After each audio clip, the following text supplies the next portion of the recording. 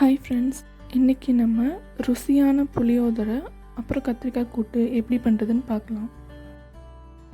ஒரு கை அளவு புளி எடுத்து அதை சுடு தண்ணியில் ஊற வச்சுக்கணும்.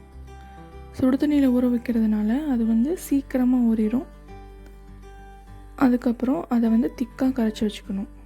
கூட்டு ரெடி பண்ணுறதுக்கு பாசிப்பயிரும் பச்சைக்கடலை பருப்பும் சம அளவு எடுத்து 15 நிமிஷம் ஊற வைக்கணும்.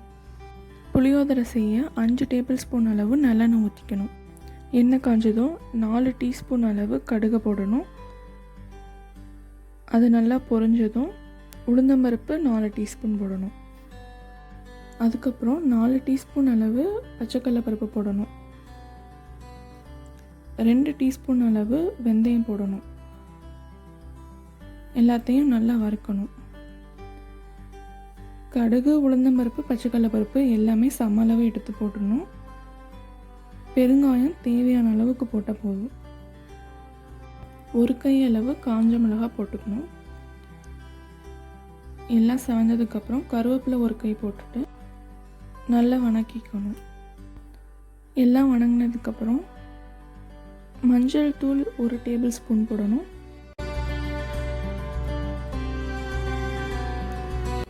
அதுக்கப்புறம் திக்காக கரைச்சி வச்சுருக்க புளி தண்ணியை எடுத்து ஊற்றிக்கணும்.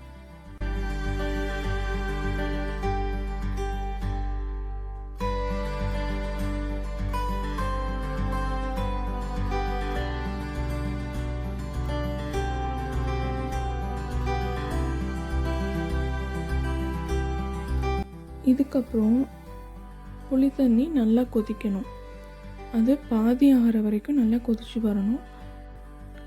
இதுக்கு தேவையான அளவு உப்பு சேர்த்துக்கலாம். புளித்தண்ணி பாதியாக வர்றதுக்கு 15லேருந்து 20 நிமிஷம் வரைக்கும் ஆகும். அடுப்பை சிம்மில் வச்சுக்கோங்க.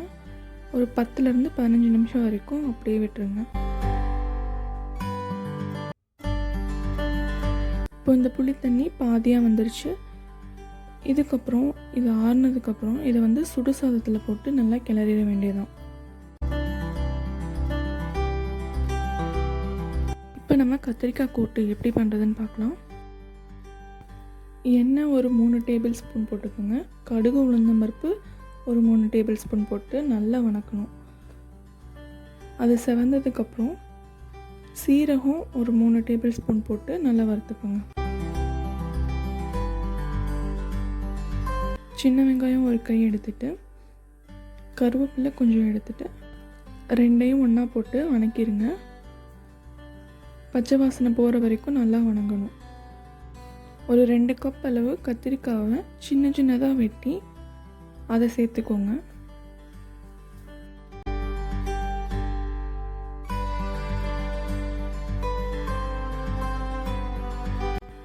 கத்திரிக்காய் சேர்த்து கொஞ்சம் நல்லா வணக்கினதுக்கப்புறம் மஞ்சள் தூள் 1 டீஸ்பூன், உப்பு தேவையான அளவு போட்டு திரும்பவும் நல்லா வணக்கிக்கோங்க.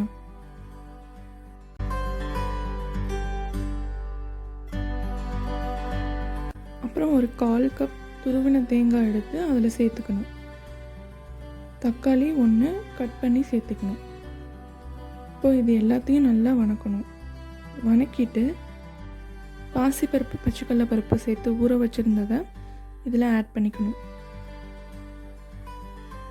தண்ணியோடவே சேர்த்து ஆட் பண்ணிக்கலாம்.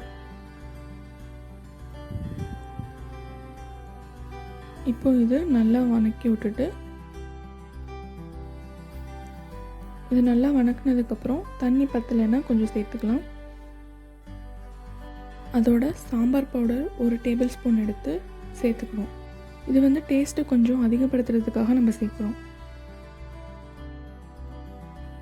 இப்போது எல்லாத்தையும் ஒரு தடவை வணக்கிட்டு குக்கர் மூடி போட்டு ஒரு 2 விசில் விடணும். இதுக்கப்புறம் குக்கரை திறந்து நல்லா மசிச்சு விட்டுக்கணும். அவ்வளோதான், கத்திரிக்காய் கூட்டு ரெடி ஆயிடுச்சு. புளி சாதம் கிளறதுக்கு முதல்ல அந்த சுடு சாதத்தில் ஒரு 4 டேபிள் ஸ்பூன் அளவுக்கு நல்லெண்ணெய் விட்டுக்கணும். இதை நல்லா கிளறிடணும். அப்போ தான் சாதம் உதிரி உதிரியாக இருக்கும். இதுக்கப்புறம் நம்ம புளியை காய்ச்சி வச்சுருக்கோம்ல, அதை கொஞ்சம் எடுத்து சேர்த்தா போதும். இதுக்கப்புறம் இதை நல்லா கிளறி விட்டுக்கணும். சாதம் கொஞ்சம் கூட தெரியாமல் நல்லா கிளறி விடணும்.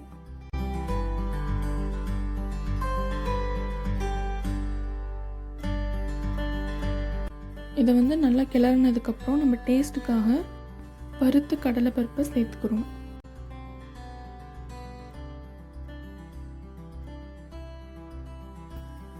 சில பேர் புளி காய்ச்சும் போதே இந்த கடலைப்பருப்பு சேர்ப்பாங்க. அப்போ இந்த அளவுக்கு மொறுமொறுப்பு இருக்காது.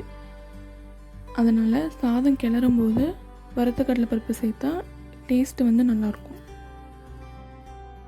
இந்த கடலைப்பருப்பு எல்லா பக்கமும் போகிற மாதிரி நல்லா கிளறி விட்டுறணும். புளியோதரையும் கத்திரிக்காய் கூட்டும் ரெடி ஆயிடுச்சு. இந்த காம்போ ரொம்ப டேஸ்ட்டாக இருக்கும். நீங்கள் ட்ரை பண்ணி பார்த்துட்டு சொல்லுங்கள்.